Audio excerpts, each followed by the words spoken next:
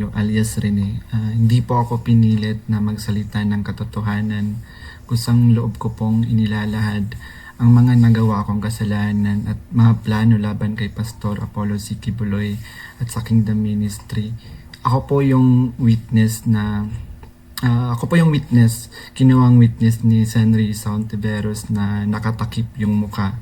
Pero ngayon, hindi na sapagkat nagsasabi na ako ng totoo.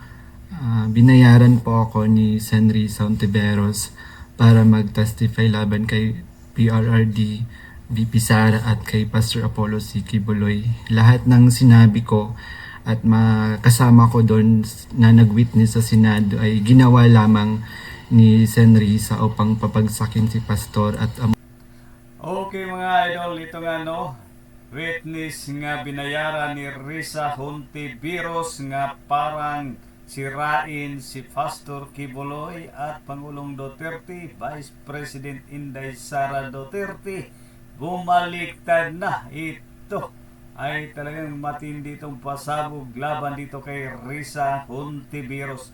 Panoorin natin ito, ang buong video nito mga ka-idol. Buong kingdom at kunin ang kanilang mga ari-arian. Ngayon po ay hinahanap at tinatakot ako ni Senrisa. Ako po ay dating full-time worker ng Kingdom of Jesus Christ na pinamumunuan ni Pastor Apollo Kibuloy.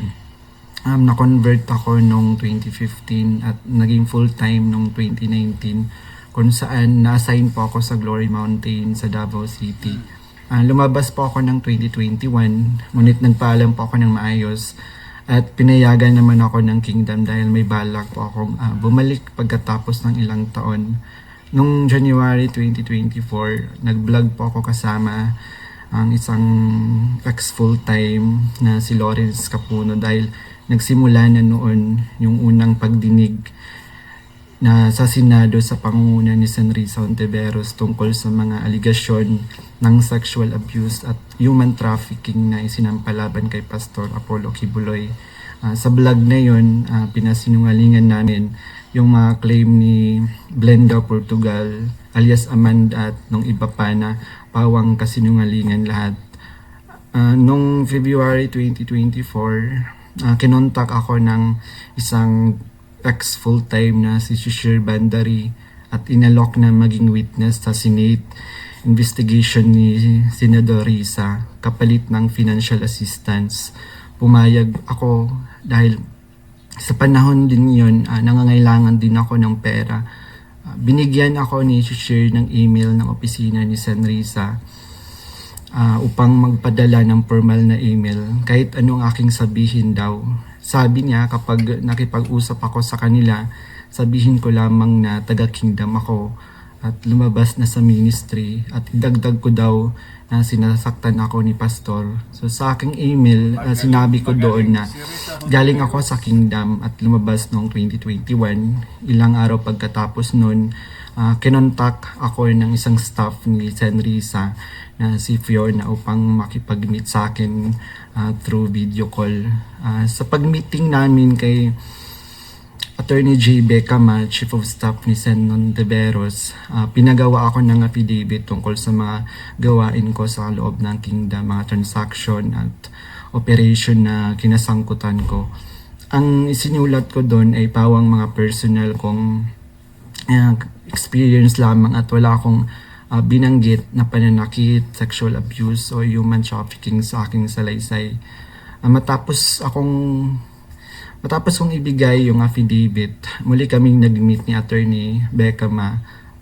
Pagkaraan ng 2 araw, binigyan niya ako ng revised affidavit na naglalaman na ng mga karagdagang aligasyon ng pananakit ni Pastor na hindi ko naman naranasan o nakita. Kasama rin dito yung maling pahayag na ako daw ay na-assign sa SMNA News kahit hindi totoo dahil ako ay nasa Glory Mountain mula 2019 hanggang 2021. Nandun din yung aligasyon na sa di umano ay nasaksihan ko tungkol sa mga baril na sangkot sina Sara Duterte at dating Pangulong Rodrigo Duterte na hindi naman totoo dahil wala naman akong nasaksihan na ganoong pangyayari. pinilit din akong idagdag yung pangalan ni na Senador Bongo at Senador Bato de la Rosa sa affidavit kapalit ng mas malaking halaga ng pera. Pero hindi ko na sila isinama kasi baka umattend sila sa hearing at magtanong at ma-corner ako. Yung pag-appear ko sa Senate ay may reward na 500,000 na ibinigay nila sa akin at dagdag na 500,000 nang isinama ko si Sara Duterte at si dating Pangulong Duterte. So 1 million po lahat ang binigay sa akin. Isang linggo before ang Senate hearing noong February 19, 2024, pinatira ako sa isang kondo kung saan ako ay biniriefing at tinuruan tungkol sa mga dapat na isasagot ko sa tanong ni Senador Risa.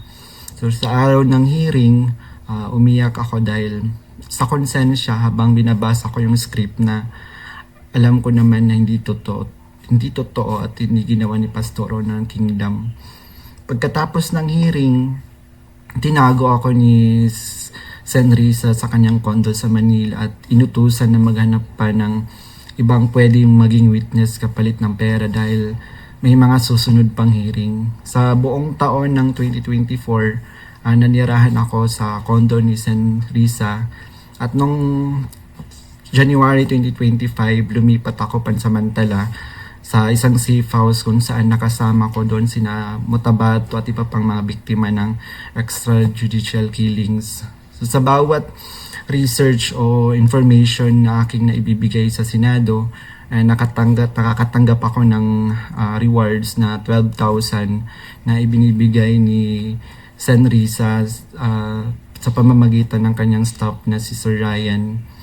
So, sa kabilang sa mga na-research ko, nagawa kong research, yung inimbentong Angel of Death daw ng Kingdom na inimbento ni alias Jackson, si Edward Masayon. Kabilang doon yung na-research ko yung mga member at yung mga general na nag-courtesy call kay Pastor. Nung August 29, 2024, nag-dinner meeting kami nila Blenda Portugal alias Amanda kasama ang kanyang legal team na sina Attorney Joanna Paula Domingo at ng Office of the Special Assistant to the President at si Attorney Ian Interina at yung kasama yung abogado ko na si Attorney Ange May Bagudio sa isang hotel sa Quezon City. Pinagplano nila kung paano idiin ang kaso ni Pastor at ininganyo akong mag-file ng kaso. Sabi ni Attorney Domingo na mas maganda mag-focus kami sa human trafficking dahil mahina ang kaso sa sexual abuse. Sabi pa ni Attorney Domingo na matalik siya na kaibigan ni Attorney Pearl Angelica Nada na dating abogado ng Kingdom at dating namuno sa Jose Maria College. Ayon sabi ni Attorney Domingo, sabi sa kanya ni Pearl na umalis na sila sa Kingdom at alagaan mo daw si Amanda at siya na ang humawak ng kaso laban kay Pastor.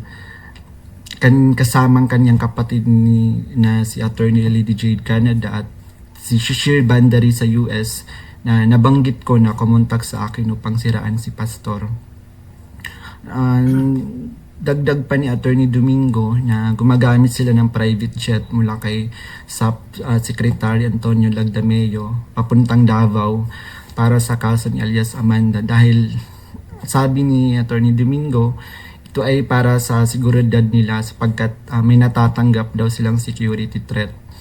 Noong mga panahong iyon, nagkaroon din kami ng pag-uusap ni alias Amanda, si Blenda Portugal, kung saan tinanong ko siya tungkol sa kalagayan ng kanyang kaso sa sexual abuse at human trafficking. Sinabi niya sa akin na mahina daw talaga yung kaso sa sexual abuse sa Pasig at gusto niya niyang sumuko. Kaya lang may mga nagsusulsul daw sa kanya na ituloy pa rin yung kaso.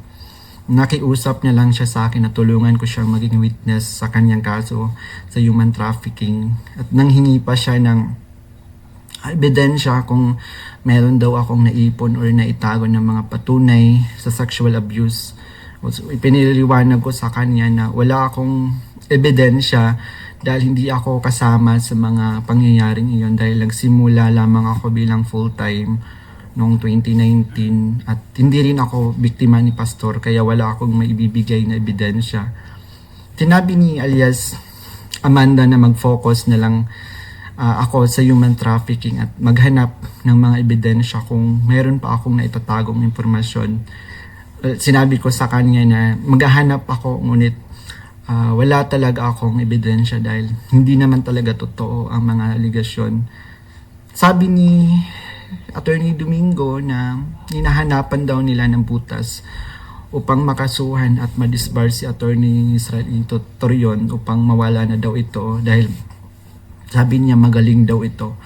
So sa panahon ng KOG Siege sa Davao City noong August 24 hanggang September 8, 2024, everyday kami nagmi-meeting kasama yung mga staff ni Sen Risa, yung PNP, CIDG, nandun yung US Embassy, yung NBI, ang Department of Justice at yung mga tumiwalag sa kingdom mula sa Amerika na sina Ann Lagarder at Arlene Stone.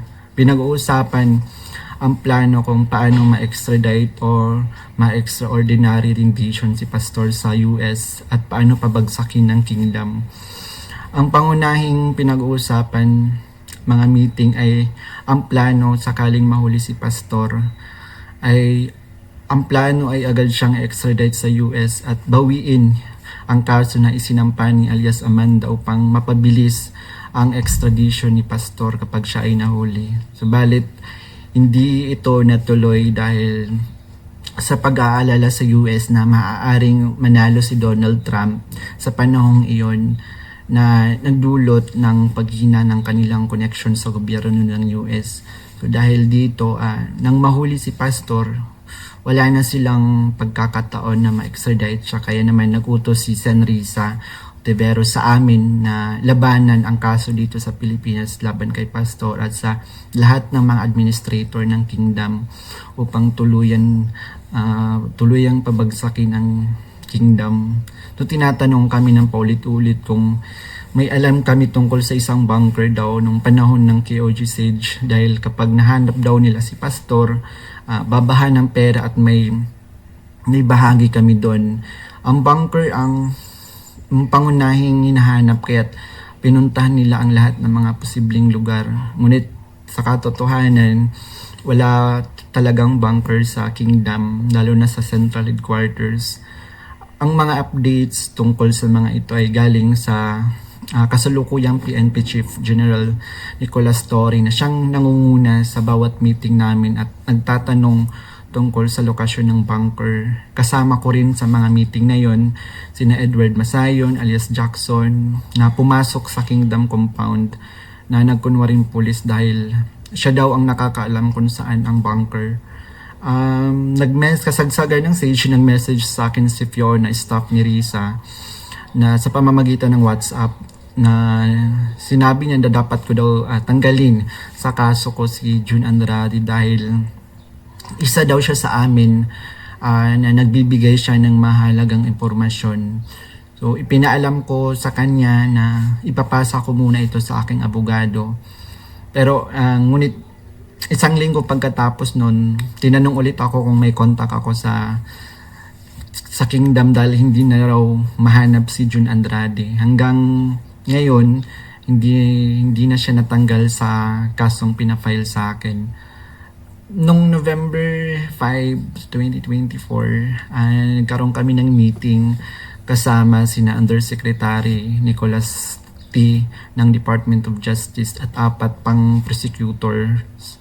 Ang naalala ko doon si Prosecutor Olivia Torrevillas, si alias Amanda, kanyang mga abogado, si Attorney Domingo at si Attorney Ian, 3 representative from NBI, 2 lawyer at 1 agent.